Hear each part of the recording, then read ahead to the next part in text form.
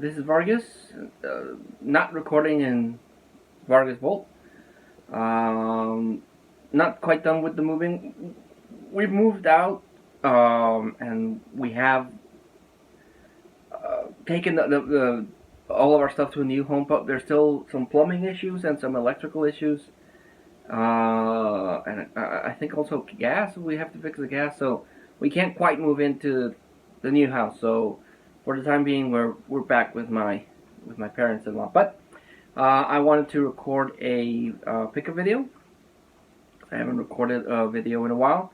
I actually have a stack of movies that I wanted to talk about, but I put them in the box and they're in the new house, so I don't have that to talk about. But went to the comic book store after a good while. Finally went to the comic book store, and I picked up some comic books that won't stay still so I can show them.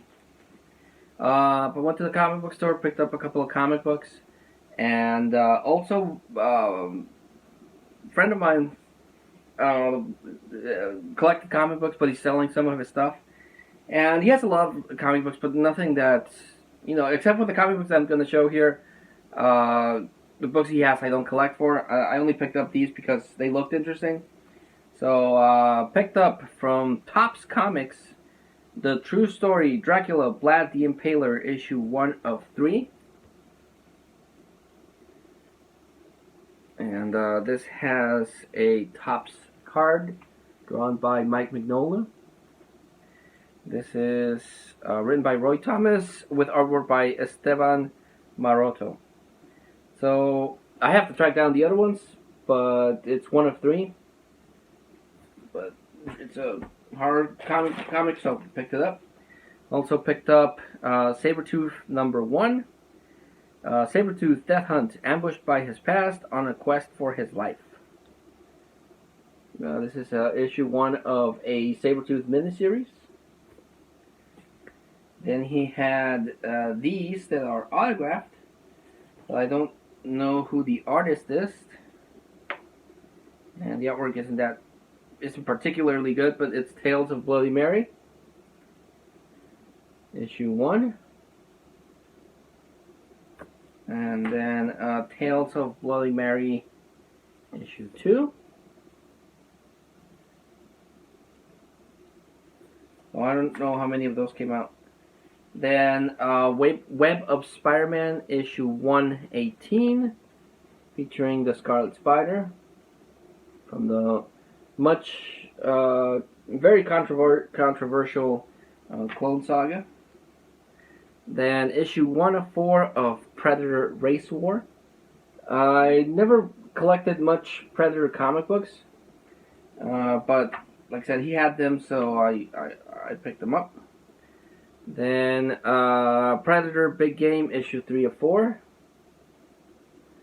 I like the Predator movies, and I like the Predator as a character, so I decided to buy these. And Predator Big Game, issue 4. You are one ugly son of a beep. Yeah. And then he had Aliens Colonial Marines, issue 1. I love the cover there. Xenomorph. And the last one I bought from him is Savage Dragon 1.5. This is a Wizard exclusive. And it still has the certificate of authenticity. So I picked that one up. And then went to the comic book shop, my local comic book shop, to try to clear out some of the stuff I had on file. And I picked up a bunch of these True Believer comic books. Marvel has this big event called Absolute Carnage, where Carnage is playing a big part. So they released a whole bunch of reprints of some of Carnage's key issues. This is Spider-Man Unlimited, a reprint of Spider-Man Unlimited, the first part of Maximum Carnage, which was a really big, really cool crossover event that ran through the Spider-Man books. This is really cool. I really liked Maximum Carnage. And then I was missing Carnage's first appearance, and they reprinted this. This is Carnage's first full appearance, which I didn't have. So again, I'm into comic books not because of the money value, not because of buying a comic book and then I'm gonna retire off of that. I buy comic books because of the stories. And with this one, even though it's a reprint, it doesn't say Amazing Spider-Man 362. I don't care. It's a reprint of that key issue, and it'll complete my Amazing Spider-Man story. Then they reprinted this one. This is the time that Aunt May almost married Dr. Octopus. Weird that they reprinted this, but it doesn't matter. It's cool. And getting those old Spider-Man issues is really expensive and hard to come by. Then this is a reprint of Amazing Spider-Man when he went to London. So these came out with the Spider-Man Far From Home. And right now they're doing a couple of Hulks, but I don't collect Hulk. So, and the other one I picked up is True Believers reprinting Amazing Spider-Man, the first Mysterio. Again, ties into Far From Home because that's Mysterio's the main bad guy there. Then I cleared out all the X-23 books that I had. I've been skipping X-23, and I'm picking up on some other stuff, but this time I picked up issue 3 of X-23, issue 4. Love the cover art here. Issue 5, 6, 7,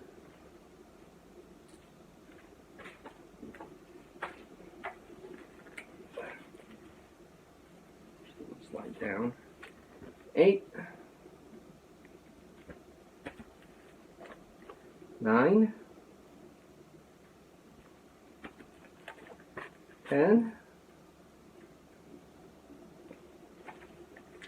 11,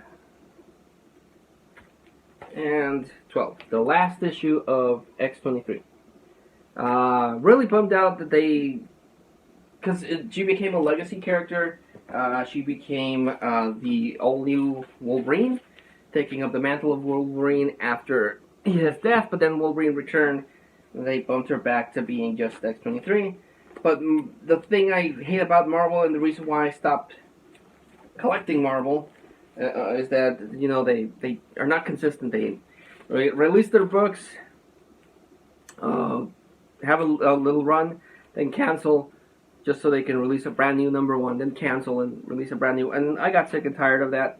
I'm not really picking up any Marvel books. The only book I'm picking up is Old Man Logan or Dead Man Logan. But that's really all the Marvel books I'm picking up. And yeah, unless Marvel gets their act together, that's all I'm going to pick up. The other one I picked up, it's still missing an issue because it hasn't come out yet. But picked up Batman meets the Teenage Mutant Ninja Turtles #3. These have been really good. The first one was really good. The second one was really good. Then they released Animated Batman meets the Animated Ninja Turtles. That one was really good. And this is the third one where they fight the Krang. So that's #1. And #2. Then #3. And the Krang crosses over with the Anti-Monitor. Then #4 has them turn into amalgam. So you have the Shredder amalgamed with the Joker. So that's cool. And then #5, where they're trying to get everything back to normal. And then it'll conclude in issue 6, and that will be the last issue of this miniseries. But really, really like these crossovers. Never thought I would see the Batman team up with the Ninja Turtles, and it's already happened 4 times. I still actually need to get the movie, Batman versus the Teenage Mutant Ninja Turtles. My buddy Movie John mentioned in I think it was Instagram, that's really cool, so I need to get it. And the last comic book I picked up is a reprint. Marvel has been doing a lot of reprints with the True Believers, and another thing they've been doing is the facsimile editions, where they reprint the comic book just as it was, just as it came out, originally. But Marvel's been doing that, and I haven't gotten those because I've gotten the True Believer ones. But DC released the first a facsimile edition of first Ra's al Ghul for Batman, which I didn't get. But the one I wanted and the one I got is a reprint of House of Secrets number 92. And this is the first Swamp Thing, a reprint of the first Swamp Thing. And I couldn't pass it up. I don't own this, and I wanted it, and I got it, and it's pretty cool. Pretty cool. It's the story of the first Swamp Thing, and I really like it. In one of the Simpsons Treehouse of Horrors, they actually spoofed this.